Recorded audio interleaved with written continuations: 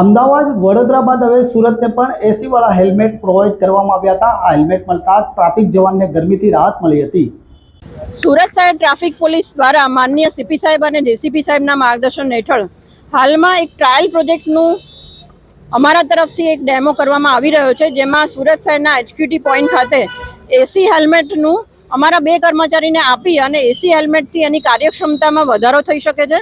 સાથે સાથે એ વધારે સમય પોતાના પોઈન્ટ પર ઊભા રહી અને સુંદર રીતે ટ્રાફિક નિયમન સિગ્નલ મુજબ કરી શકે તે માટે આ ડેમો હાથ ધરવામાં આવી રહ્યો છે અને એની સફળતા મળેથી ચોક્કસ સુરતના શહેરના જે મેઇન જંકશનો છે એમના કર્મચારીઓને એસી હેલ્મેટ આપવામાં આવશે, જેથી કરીને એની કાર્યક્ષમતામાં વધારો કરી શકાય। અત્યારે એચક્યુટી પોઈન્ટ પર 2 અમારા કર્મચારીઓને આ એસી હેલ્મેટ આપવામાં આવ્યું છે અને આ હેલ્મેટની ખાસિયત એ છે કે ચાર્જ કર્યા પછી 8 થી 10 કલાક સુધી ચાલી શકે છે। એટલે મેક્સિમમ જે ગરમીનો સમય હોય છે એ ગરમીનો સમય આ હેલ્મેટથી આપણે ક્યાંક ને ક્યાંક કર્મચારીની કાર્યક્ષમતામાં વધારો થાય એવા પ્રયત્ન હાથ ધરવામાં આવી રહ્યા છે।